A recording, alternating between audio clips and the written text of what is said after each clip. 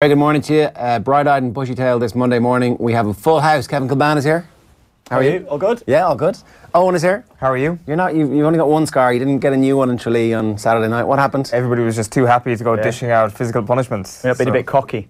You know, it's causing a bit of trouble. That's it. I'm just very, very happy that my fellow county people were also very, very happy. So no violence dished out this time. Yeah. So we've basically between us seen everything that happened in the world, and Alan Quinlan's going to join us a little bit later on because he was at the Ireland game. What games were you at the weekend? I was at Brighton and Burnley. Actually, it was actually a really good game. I went to the game expecting nothing, 0-0, 1-0 either way, but it was a good game. Burnley were very impressive. Really impressive, Burnley. Yeah. Yeah. Why? Jeff Hendrick played really well. Ashley Barnes up front was really impressive for Burnley. He caused Shane Duffy a lot of problems at the weekend, which was a slight worry if you're looking at it from the Irish perspective there. But Burnley just went back to whenever you've seen Burnley being good over the last few years, being a solid 4-4-2. They played Chris Wood and Ashley Barnes up front in the two tall target men essentially, but worked really hard, and they were a real threat at counter-attacking midfield. I thought they held the ball really well, and overall, maybe second half, last 20 minutes, Brighton pushed on a little bit, and Jeff Hendrick, I don't know if you saw the penalty incident. Jeff Hendrick was a clear handball, should have been a penalty to Brighton at 2-0, and sorry, 1-0 it was, and 30 seconds later they got the other end, Burnley themselves, and win a penalty. So yeah, it was a good performance from Burnley. I thought they were the more impressive. Yeah, you were at the Dublin-Kerry game, obviously. Scenes, I think is the word. Scenes. It was class. It was absolutely class. There's no getting away from it. I was trying to think when was the last time there was a league game that had that atmosphere. And to be honest with you don't actually have to go back that far. You just have to go back 2 years previous to the exact same fixture in the exact same venue. And to be fair, that very same year, when Mayo came down and brought all their fans, it was brilliant as well. Small ground, 12,000 capacity, with two big teams is what makes the league so great. And we'll get into a conversation later on, I'm sure, about putting teams of similar standing up against one another and how that naturally produces better games. The plus side for that was what they showed on Saturday night. The negative side to that is that there was plenty of teams of a similar stature going toe-to-toe as well yesterday, and we got served up with some terrible football. Was it bubbling before the game? Unbelievable. Oh, before the game was absolutely outrageous. There was a concert. What was the story? Basically Chad band playing. And for like 90 minutes or something? Yeah, because people were in their seats from 5:30. Right. Because the stand is so small. Oh yeah, okay, so it's not assigned seating. You don't have a ticket for a seat. You've got to get in early. You've got to get in early. Like, to be fair, I was in the media section of the stand, so I just waltzed in at quarter to 7, and I was like, I wish I got here an hour and 15 minutes ago, because the place was hopping. Like, I've never seen anything like it in Kerry before a game. So yeah, great shout out to everybody there who put that on beforehand, because it was a brilliant night all round. Just like one quick touching point on an overall sense was that I think the biggest cheer of the entire night came after the match when Peter Keane was walking off the pitch. So all the players had got in, or else the players were out doing a warm down, and Keane was kind of on his own walking back into the tunnel, and the stand erupted. Kerry fans love this guy. Instantly, they've warmed to him. I don't know, is it because he's completely hyped up the whole idea of being a proper Kerry man in terms of his dealings, and like he seems to just have a great relationship with the fans immediately, and beating Dublin, I guess you're going to have a decent enough relationship with any fans. But the thing is, Dublin, I would say, 60% of where they're going to be at in the summer. Kerry probably 80-85%. He recognised you somehow after the post-match interview? Well, yeah, he did. When Peter Keane was appointed as Kerry manager, I gave the most important analysis of him as a human being. Who is this man? What do we know about this guy? What would his footballing philosophy be? Owen had all the details. Yeah, so basically, whenever I was growing up and we were on the way back down to my grandmother's house, which is down in South Kerry, Clorglen is like the midway spot, and Peter Keane's shop, the Super Value there, has one of the best delis in the entire of County Kerry. So he said to me, thank you very much for the plug on the sausage rolls there. I will say the sausage rolls are outstanding. I just haven't tested them since he's become Kerry manager, so I hope the standards haven't slipped. I'm sure they haven't. Yeah, no, he's not coasting them. You were at Anfield? Yes, Anfield. My first time at Anfield in like nearly 2 decades. Yeah. Obviously a much slicker corporate. The new stand had been built since the last time I was there, and you're in the new stand as well? Yeah. What did you think? We're up really high, and like it doesn't matter that you're up really high. The view is perfect. And the atmosphere kind of bubbles nicely. They were very nervous, I thought. There was definitely like the Liverpool fans are not quite happy with the fact that, this might go their way. It's like, it's right there for them. It certainly was on Saturday, until obviously Man City put in the performance that they put in yesterday. Bournemouth nearly scored almost straight from the kickoff, had a great opportunity, and Alisson makes a save, and everybody's like, "Oh shit, this is going to be exactly the same as it has been for the last few weeks." And then they score relatively early, and they're playing quite well, and then everybody gets nervous again that we scored early just recently. That's no big deal. And then they score a second one, they're like, "Well, 2-0 is the worst lead in football." And then the third goal goes in, they all start to relax a little bit, and they enjoy that. And then they're like, "Oh, but this means that we have the burden of expectation. We have to carry this expectation. It's the hope that kills you." So, and like, I don't know, Anfield definitely has a history to it that, I don't know if you can appreciate this, having, been so embedded with Everton, but like, it's an amazing place. Yeah, it is. The atmosphere is fabulous, isn't it, when it goes there? I just think what it would be like to be in that Liverpool dressing room, that the anticipation leading up to every game, it's like a derby game or a Liverpool Man United game, whichever one you want to say, going into every single game now at Anfield. The pressure that the players are under, I don't know if it might become a little bit overwhelming for them. I don't know. I hope that they can actually maintain a great challenge and we get a brilliant run-in with them and City and Tottenham as well, don't forget. So I hope that'll be the case. But I just think the pressure that's on those players and the expectation that's there. And I'd been at Ireland, England the week before in the Aviva, and it was interesting just to compare and contrast how early everybody gets to their seats. It was 10 minutes before kick-off in the Ireland-England game, and the crowd was like a quarter full. Everybody was in the stadium probably, but they were out having pints. At Anfield, everybody was in their seats, and they were singing, and they were getting into it. And that pre-match ritual is clearly perfectly orchestrated to the bit where they just get to, at the right time, the song, and then the song happens, and then kickoff happens, and it's like so choreographed that it feels like Adrian Barry was there as well. He was like comparing it to the haka. This is like the equivalent of, and that's great when everything's going well, but it's a bit of a burden when things aren't going well. A little bit. No, I do. I get what you're saying. I just think the players out and that. It seems very intense. They say half an hour before the kickoff, the lads are warming up, and I don't know, sometimes you might very emotional. Lose that. But I think the players themselves, that emotional tension that's with them from 45 minutes before the game, you can actually get that little bit of drainage. Liverpool do start on fire, don't they, in most games they play at. How can they maintain that with the atmosphere of the game half an hour before? It's great. I mean, it's brilliant even when you go to Anfield, when you watch the games and you're experiencing that. But I just think from the players' perspective, it's got to have that little bit of emotional effect on the Madfield, But then if they do manage to win with all that extra emotion, you can just see how that's going to be a dam burst. It's going to be incredible. Yeah. The celebrations just will not end all summer. I know. No football tournament as well this summer. It's a great year to win a Premier League title, so Liverpool will just not sleep. Like, we were talking about it last week, kind of the suggestion, I think it was Danielle Harris in the show, saying that perhaps this Liverpool team on an individual basis was a little bit overrated. Like, I'm not sure seeing them up close and personal in the flesh, because you kind of get a full realisation of watching them in the flesh rather than on television about the individual qualities of the players. I think you'd probably appreciate that more at the weekend. I think when you see them, the pace that Liverpool actually play at, it's amazing. It's incredible to watch, isn't it? They're absolutely amazing. Like, I definitely can't wait going, geez, I've kind of underrated how good the Premier League is. Yeah. I think that is a thing, and I don't want to harp on about that a little bit too much, because I think the Premier League does get a little bit of stick. It is being hyped as the best league in the world and all this, and sometimes you think, when you go to a Premier League game and you see the pace that the games are being played at, even I was at that game the weekend, Burnley and Brighton, I went with probably, I wouldn't say no expectation, but I certainly expecting a bit of a dour match. But that game was brilliant to watch. Real good pace in the match and everything. That game has our best players playing in it. Yeah. And the Liverpool game had the best players from like Egypt and some of the best English players and some of the best Brazilian players. And you're like, those countries have massive amounts of people playing football, and this is their very best, and they're playing well out here. Like, we were talking before the Super Bowl, you were saying you think it's not your favourite sport, but you think NFL is the best sport, and you can definitely make the case that it's got the best athletes in America playing there, but like, this has the best athletes from around the world playing football. Like, I mean, I don't know, you just come away from it going, this is an amazing thing. And also the football culture of Liverpool, like, we didn't hear that many Scouse voices, but you heard people who had been, like, there was a lot of Irish voices everywhere we went in the city the whole way that were going over and kind of making their pilgrimage. So, I don't know, it's an amazing thing. Yeah, it is, yeah. I think what they do as well at Anfield now, we see with the new stand, in behind the new stand there's plenty of room. They have bands on before the game. Up in the new stand there's even bands playing during half-time, pre-match, inside the stadium.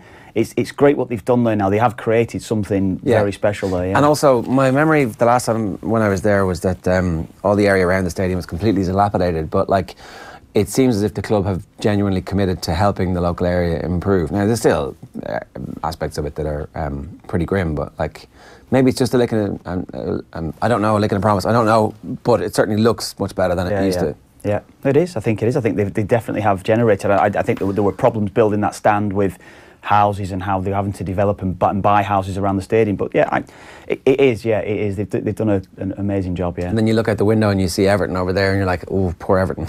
I don't know. Well, their new stadium, Everton's new stadium in a few years. Is that definitely happening? The taxi driver was like, "Oh yeah, they're getting one down the docks." I think it is. I think they're very confident. You say everyone's overconfident, but I think they're very confident it'll be done. Yeah. Because that part of Liverpool is beautiful. Yeah. Down by the docks where all the museums and stuff are. Yeah, but we're coming right along the dock. It's much further out. You're heading actually back towards where say Goodison and Anfield are. It's quite run down alongside. Yeah. Well, it's good. Oh, that'll give the club a footprint and something to. Yeah.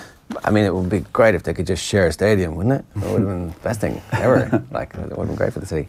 Right, let's tell you what's coming up on the show today. Obviously, we're going to talk about the sports pages right now. Liverpool and City, talk about them in more detail around about 8:10 this morning. We'll review Dublin versus Kerry, and I don't know if you've seen the picture over my shoulder there.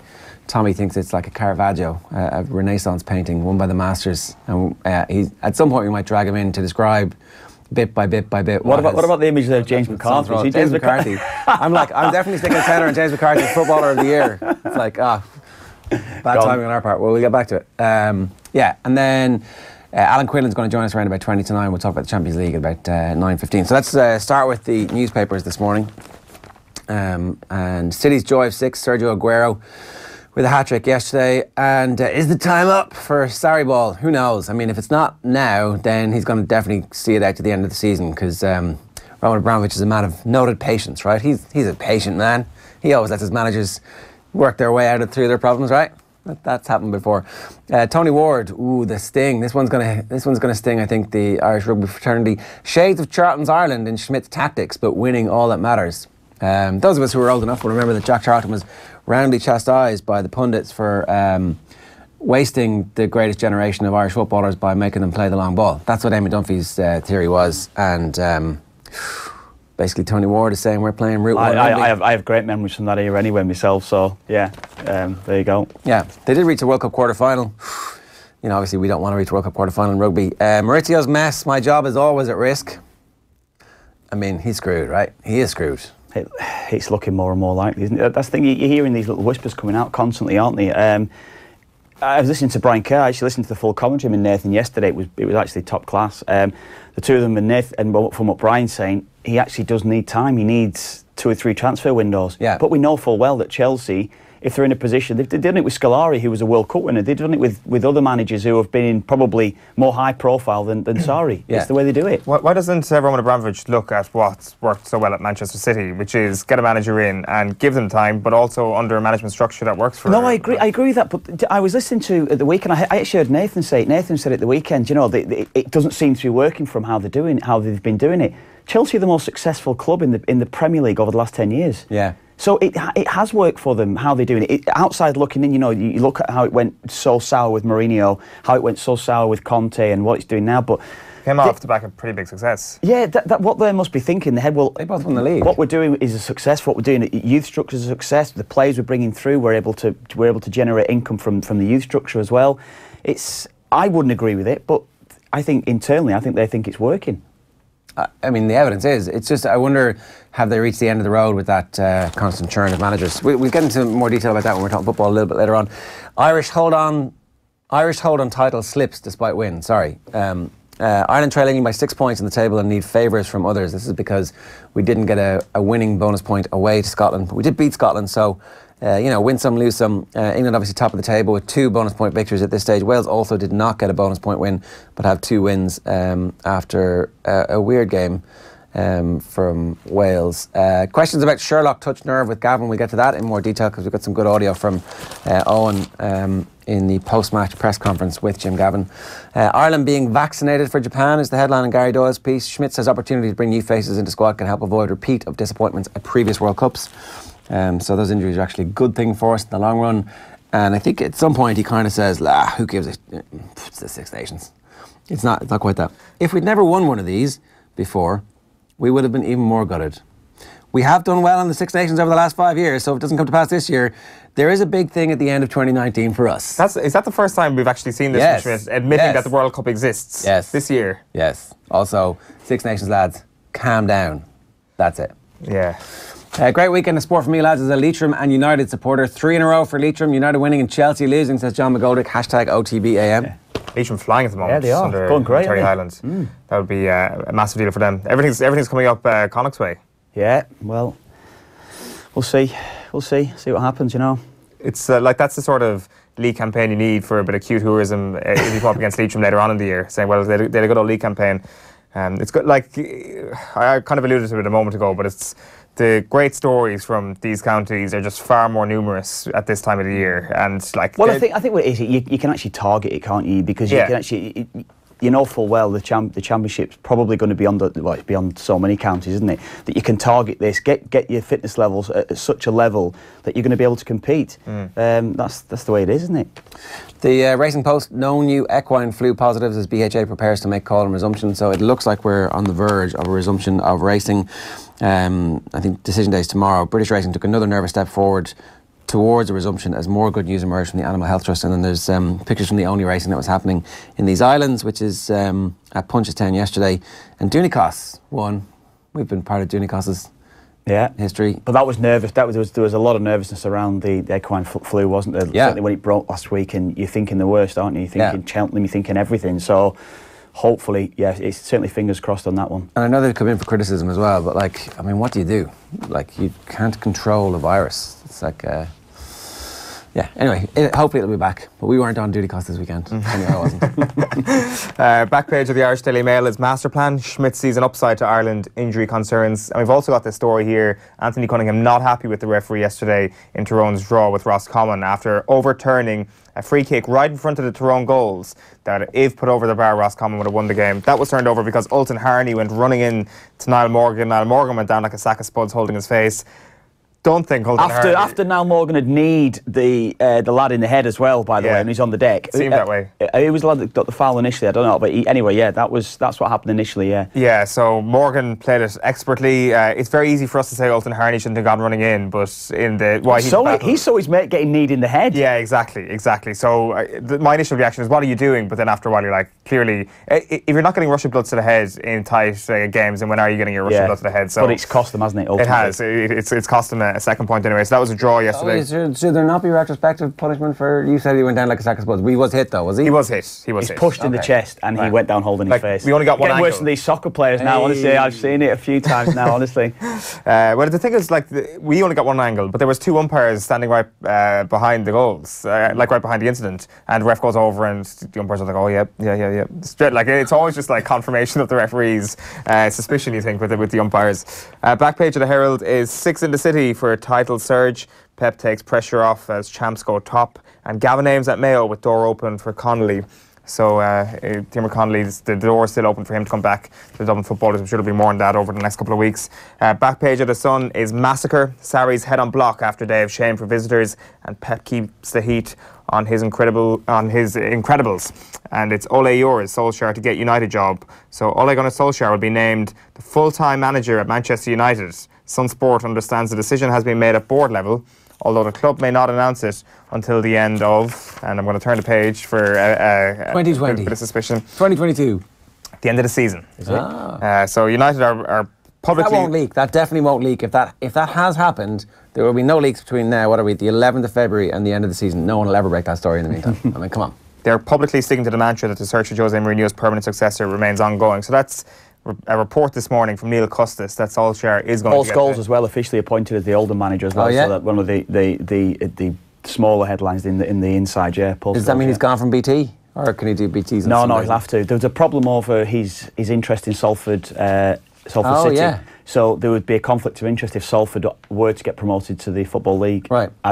They've come to an arrangement on it and how they've done it. Yeah. So, but he can take the job now. Yeah. Right. And I mean, you can probably still do BT, right? Because those games will be Saturdays mostly. No, I think he'll finish. I personally think if I was in his position, I'd think you've just got to fully concentrate on your side. Oldham are in a terrible position in the bottom of League Two. Yeah. Well, not right at the bottom, but they're in a bad position at the moment. So I think that takes your time up. Does he? I mean, is this the right way for somebody to go? Is it ridiculous that he's getting a job at that level, or what do you think? Oldham's a bit of a basket case over the last 5, 6, 7 years, even.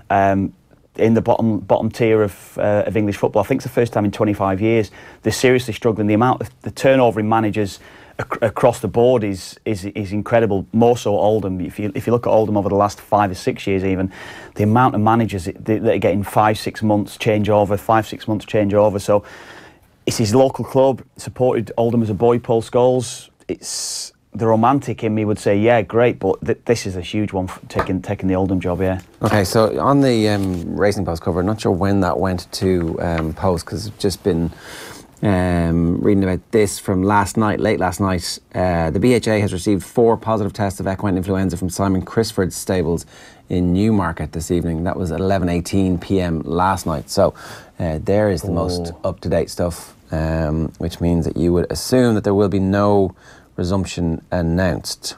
Supposed to go back on Wednesday, racing. Yeah, that's what they said initially, yeah. You probably need a full week of a clean bill of health, do you, before you can actually get back underway? I don't know, because they can say certain yards aren't allowed to go ahead, so that obviously will rule out Simon Crisford. So many of the yards are so close to each other, close proximity, and that's the problem, isn't it? I'd feel that they've been in contact. It's a flu virus. It travels. Exactly. Travels in here, so it's airborne, and yeah, I don't know. I mean, maybe the right thing to do is to keep it off for a week, 10 days. If it's going to put Cheltenham at risk, then at the same time the bookmakers are all losing so much money in turnover. And, like, I don't know, they're the ones who are keeping the race. The race. Well, it is everybody, isn't it? That's what we're saying. That's why everybody's losing money. Yeah. Trainers, owners, jockeys, everybody. The industry itself, of course. So, yeah. Just a couple of other back pages this morning. The Mirror goes with Sarri Ball, BAWL. Time running out for Chelsea boss as he confesses, my job is at risk. He's there checking his watch on the back of the Mirror. It is amazing how that is the biggest story from that game. Not necessarily that City were absolutely unbelievable, like one of the best performances you're ever likely to see. And I think Chelsea played into the hands, but that's just the way it is now, isn't it? You kind of know. You asked the question before, is he gone? It's looking that way, isn't it? Like, that level of excellence is the type of thing that we would have most associated with them in certain spurts. Like they'll hit that level and they'll maintain it for a while. Yeah. It's not like they flare up once. Well, I was at Newcastle a couple of weeks ago and they lost. I was at Huddersfield. Stephen Doyle and I were at Huddersfield. We were commentating, and they were awful. First 45 minutes, they scored a deflected goal, slow, lethargic. I was then at the Newcastle game the following match when they lost. They beat Huddersfield, but it was... What's the difference? Slow, lethargic, no real movement ahead of the ball. Better opposition. They actually respect their opposition a bit more. They actually think they have to work for this result. No, do you know what I think? It's a great point on better opposition. Better opposition, Chelsea at the weekend, Chelsea went and pressed them high. Huddersfield and Newcastle literally sat on their 18-yard box, said, come and beat us. Didn't give them too much space to play in. If you go up against City, I think that's probably the thing that you shouldn't do. In certain spells anyway in games, yes, I understand you've got to press and stop those midfield players, but I think what they did, what the better teams do is Chelsea went and thought we can go there and win the game. Yeah, it is dominating the back pages, and there's just one more newspaper to get through. It's the Irish Daily Star. They go with Sarri end. Chelsea boss left fighting for a job after 6-0 defeat. And they've also got this story here at the top. GAA to examine blows of Tralee. Great headline there. Hey. GAA disciplinary chief set to examine the video evidence of the post-match flashpoint which marred Kerry's Division 1 win over Dublin at Tralee on Saturday night. Several players from both sides were involved in unseemly scenes in the CCCC. Several's not really true, is it? It was like 6-on-1, isn't it? Or maybe two. No, there was a lot. There was a lot involved. Like the initial thing might have been 6-on-1 or 2, but certainly I see two Kerry lads. Oh, no, that's the one. Look at that James McCarthy there in the back. That's class. The punch never lands. We should say. Yeah. That's only a snapshot The of what actually facials went and on. everything, isn't it? Look at the inscrutable Jim Gavin face, like, yeah, all right, just want to walk around that. And then afterwards asked about it. Like, he literally walks past it and then asked it, and I didn't see anything. Yeah.